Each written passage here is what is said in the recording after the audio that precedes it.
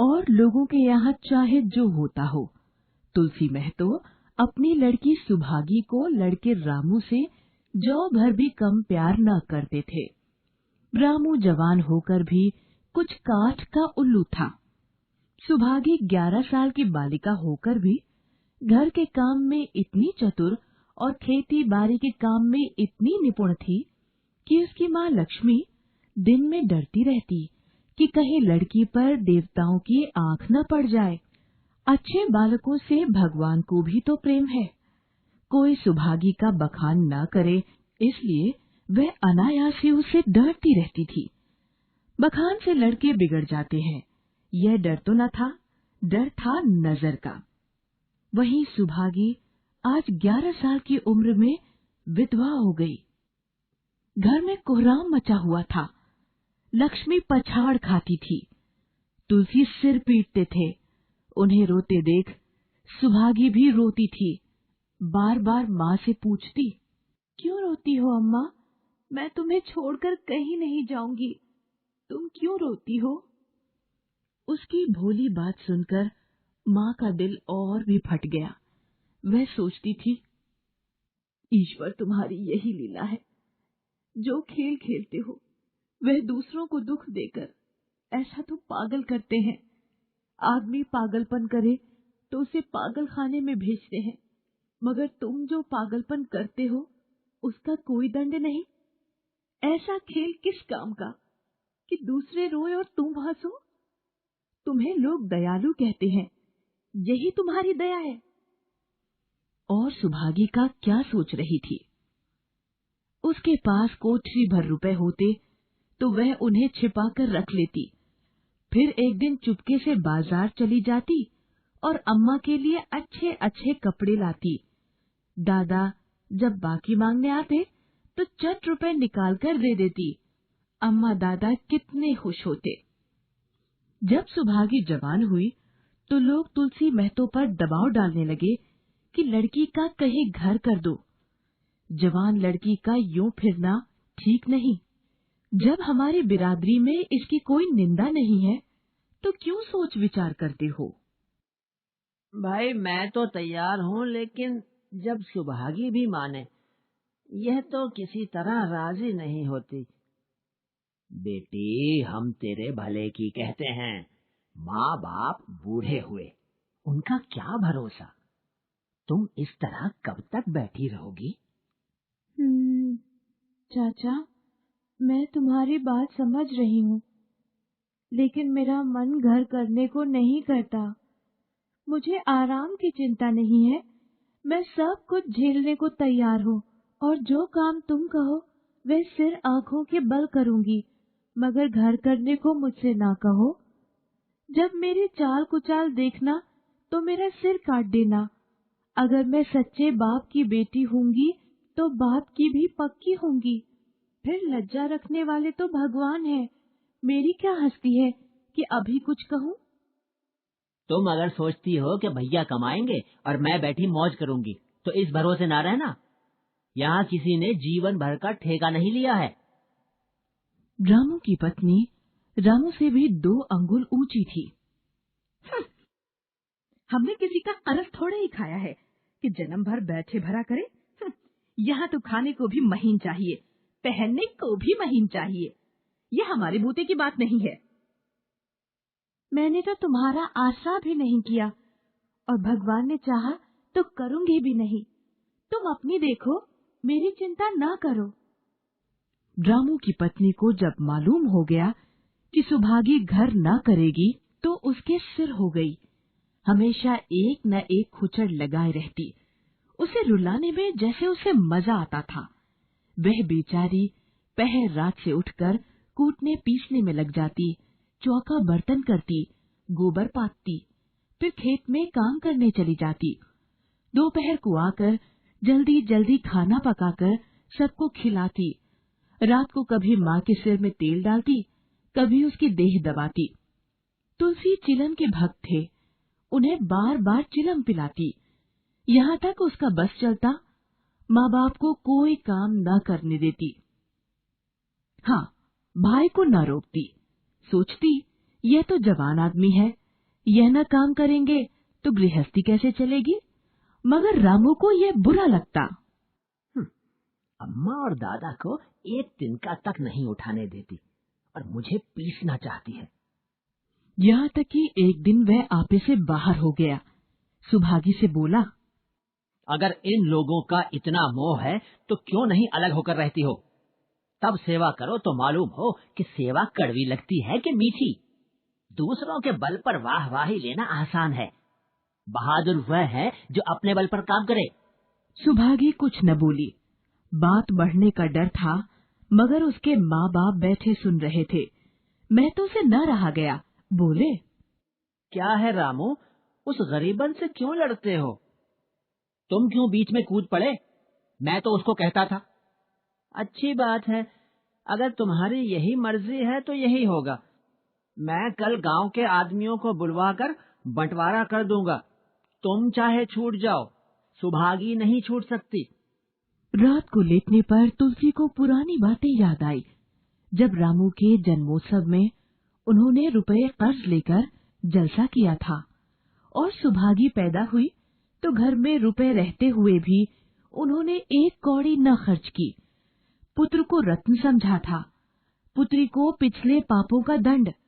वह रत्न कितना कठोर निकला और वह दंड कितना मंगल। दूसरे दिन महतो ने गांव के आदमियों को जमा करके कहा, पंचो, अब रामू का और मेरा एक में निवाह नहीं होता। मैं चाहता हूँ कि तुम लोग इंसाफ से जो कुछ मुझे दे दो वह लेकर अलग हो जाऊं। रात दिन की किचकिच अच्छी नहीं है। गांव के मुखार बाबू सज्जन सिंह बड़े सज्जन व्यक्ति थे। उन्होंने रामू को बुलाकर पूछा, क्यों जी, तुम अपने माँ बाप से अलग रहना चाहते हो? तुम्हें शर्म नहीं आती कि औरत के कहने से माँ बाप को अलग किए देते हो? राम राम। जब एक में गुजारा न हो तो अलग हो जाना ही अच्छा है। तुम्हें एक में क्या कष्ट होता है? एक बात हो तो बताऊं। कुछ तो बताओ। साहब, एक में मेरा इनके साथ निवाह न होगा, बस, मैं कुछ और नहीं जानता। यह कहता हुआ रामू वहां से चलता बना। देख लिया आप लोगों ने इसका मिजाज। आप चाहें 4 हिस्सों में 3 हिस्से उसे दे दें, पर मैं अब इस दुष्ट के साथ न रहूंगा। भगवान ने बेटी का दुख दे दिया। नहीं, मुझे खेती बाड़ी लेकर क्या करना था? जहां रहता वहीं कमा खाता। भगवान ऐसा बेटा 7वें बैरी को भी न दे। लड़के से लड़की भली जो कुलवंती होए। दादा, यह सब बात बखरा मेरे ही कारण तो हो रहा है। मुझे क्यों नहीं अलग कर देते? मैं मेहनत मजदूरी करके अपना पेट पाल लूंगी। अपने से जो कुछ बन पड़ेगा तुम्हारी सेवा करती रहूंगी, पर रहूंगी अलग। यूं घर का बाराबात होना मुझसे नहीं देखा जाता। मैं अपने माथे पर यह कलंक नहीं लेना चाहती। बेटी, हम तुझे न छोड़ेंगे, चाहे संसार छूट जाए। रामू का मैं मुंह नहीं देखना चाहता। उसके साथ तो रहना दूर का रहा। तुम किसी का मुंह नहीं देखना चाहते तो हम भी तुम्हारी पूजा करने को व्याकुल नहीं है। मैं तो दांत पीसते हुए उठे कि बहू को मारे, मगर लोगों ने पकड़ लिया। बंटवारा होते ही महतो और लक्ष्मी को मानो पेंशन मिल गई। पहले तो दोनों सारे दिन सुभागी के मना करने पर भी कुछ न कुछ करते ही रहते थे, पर अब उन्हें पूरा आराम था। पहले दोनों दूध घी को तरसते थे। सुभागी ने कुछ रुपए बचाकर एक भैंस ले ली।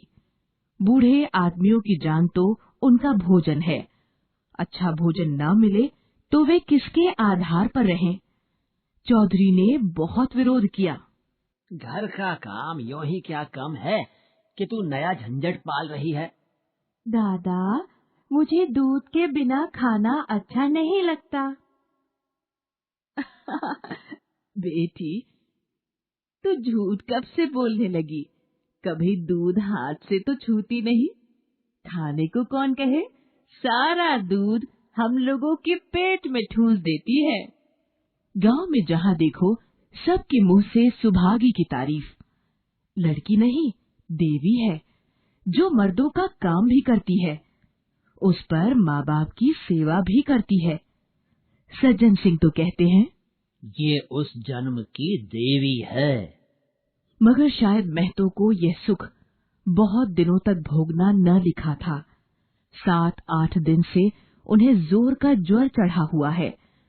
देह पर कपड़े का तार भी नहीं रहने देते। लक्ष्मी पास बैठी रो रही है। सुभागी पानी लिए खड़ी है। अभी एक क्षण पहले महतो ने पानी मांगा था, पर जब तक वह पानी लाए, उनका जी डूब गया और हाथ पांव ठंडे हो गए। सुभागी उनकी यह दशा देखते ही रामू के घर गई और बोली, भैया चलो देखो, आज दादा न जाने कैसे हुए जाते हैं। 7 दिन से बुखार नहीं उतरा। तो क्या मैं डॉक्टर हकीम हूँ कि देखने चलूं? जब तक अच्छे थे तब तक तो तुम उनके गले की हार बनी हुई थी।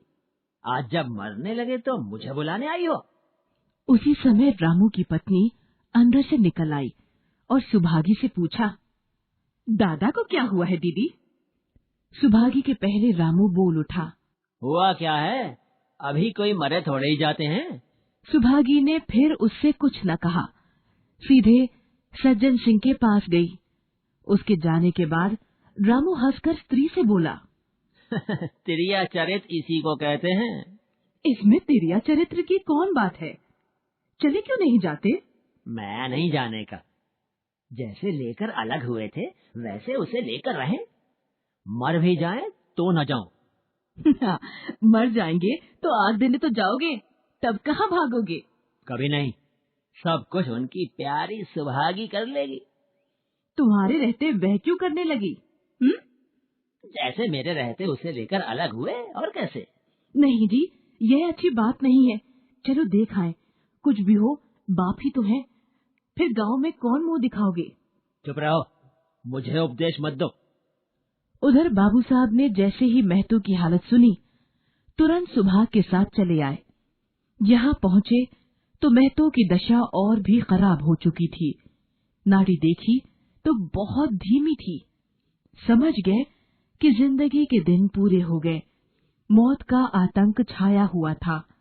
सजल नेत्र होकर बोले, महतो भाई, कैसा जी है? बहुत अच्छा है भैया। अब तो चलने की बेला है। सुभागी के पिता अब तुम ही हो। उसे तुम ही को सौंपे जाता हूँ। भैया, भैया महतो, घबराओ मत। भगवान ने चाहा तो तुम अच्छे हो जाओगे। सुभागी को तो मैंने हमेशा अपनी बेटी समझा है, और जब तक जीऊंगा ऐसा ही समझता रहूंगा। तुम निश्चिंत रहो। मेरे रहते सुभागी या लक्ष्मी को कोई तिरछी आंख से न देखेगा, और कुछ इच्छा हो तो वह भी कह दो। और कुछ नहीं कहूंगा भैया। भगवान तुम्हें सदा सुखी रखे। रामू को बुला दूं? उससे भूल चूक हो तो क्षमा कर दो। नहीं भैया, उस पापी हत्यारे का मुंह मैं नहीं देखना चाहता। इसके बाद गौदान की तैयारियां होने लगी।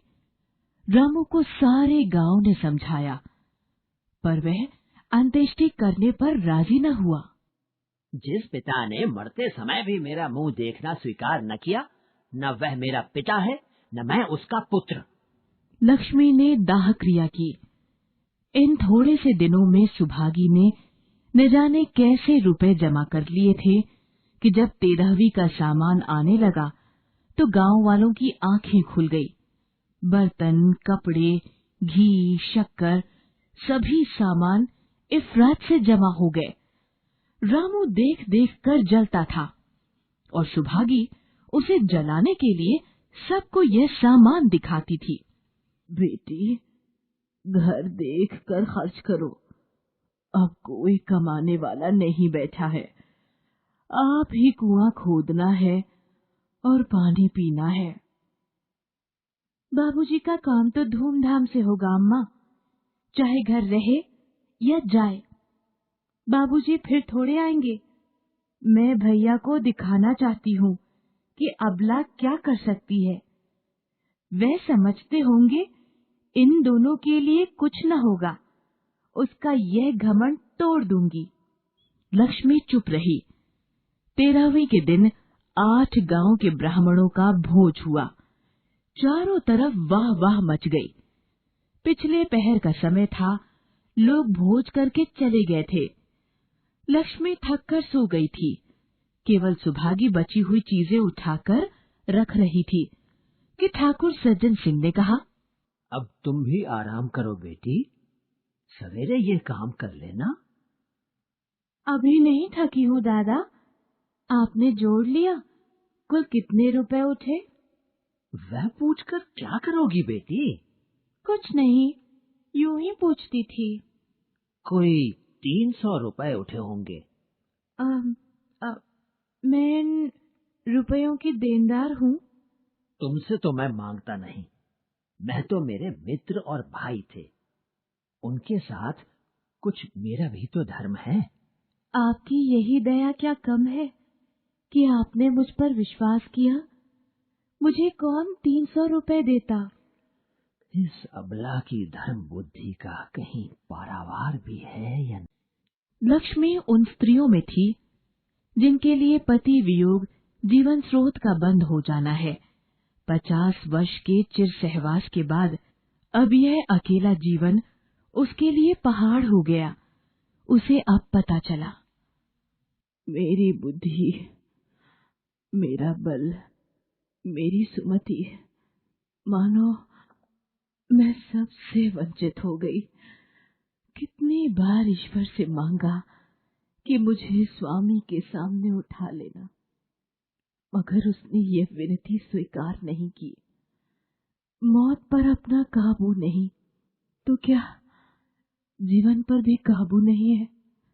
वह लक्ष्मी जो गांव में अपनी बुद्धि के लिए मशहूर थी, जो दूसरों को सीख दिया करती थी, अब बौड़ ही हो गई है। सीधी सी बात करते नहीं बनती। उसका दाना पानी उस दिन से छूट गया। सुभागी के आग्रह पर चौके जाती, मगर कौर कंठ के नीचे न उतरता। 50 साल हुए, एक दिन भी ऐसा न हुआ कि पति के बिना खाए। उसने खुद खाना खाया हो, उसने खुद खाया हो। अब उस नियम को कैसे तोड़े? आखिर उसे खांसी आने लगी।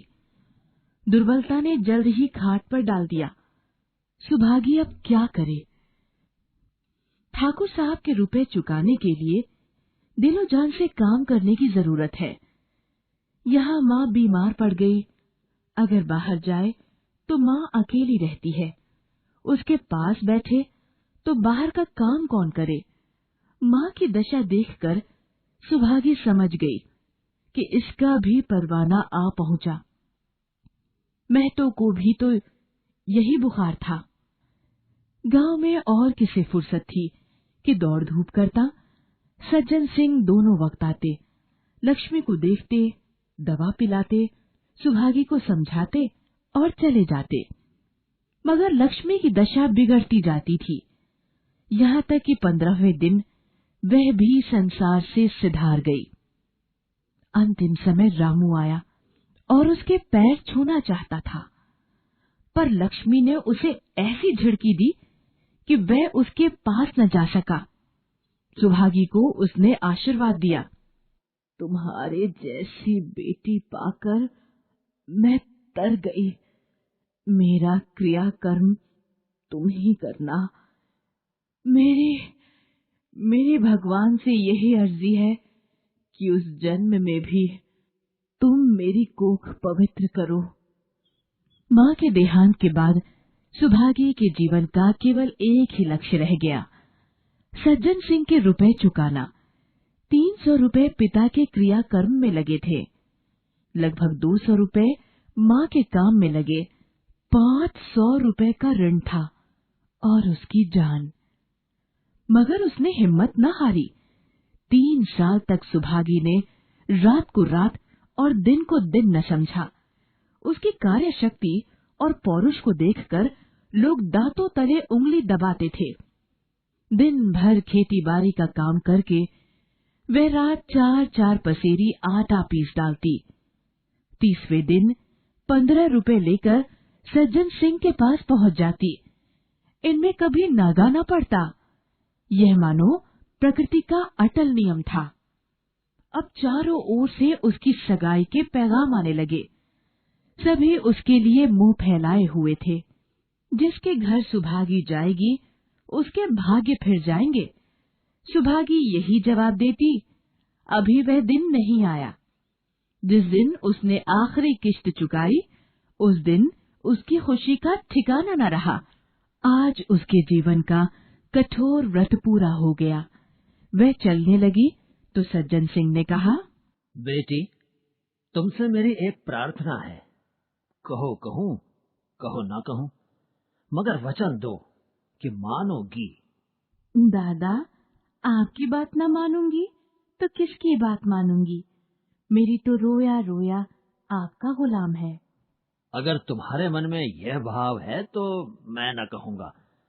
मैंने अब तक तुमसे इसलिए नहीं कहा कि तुम स्वयं को देनदार समझ रही थी। अब रुपए चुक गए, मेरा तुम पर कोई एहसान नहीं, रत्ती भर भी नहीं। बोलो, कहूं? आपकी जो आज्ञा हो। देखो, मना मत करना, नहीं तो मैं फिर तुम्हें अपना मुंह न दिखाऊंगा। क्या आज्ञा है? मेरी इच्छा है कि तुम मेरी बहू बनकर मेरे घर को पवित्र करो। मैं जात पात का कायल हूं, मगर तुमने मेरे सारे बंधन तोड़ दिए। मेरा लड़का तुम्हारे नाम का पुजारी है, तुमने उसे बाहर देखा। बोलो, मंजूर करती हो? दादा, इतना सम्मान पाकर पागल हो जाऊंगी। तुम्हारा सम्मान भगवान कर रहे हैं। तुम साक्षात देवी की अवतार हो। मैं तो आपको अपना पिता मानती हूँ। आप जो कुछ करेंगे मेरे भले के लिए ही करेंगे। आपके हुक्म को मैं कैसे इनकार कर सकती हूँ? सज्जन सिंह ने उसके माथे पर हाथ रखकर कहा, बेटा, तुम्हारा सुहाग अमर हो। तुमने मेरी बात रख ली। मुझसे भाग्यशाली संसार में और कौन होगा? हेलो दोस्तों, कैसे हैं आप सब? हमारी कहानियाँ देखने के लिए हमारे चैनल को सब्सक्राइब कीजिए और हाँ, बेल आइकॉन पर क्लिक करना मत भूलिएगा।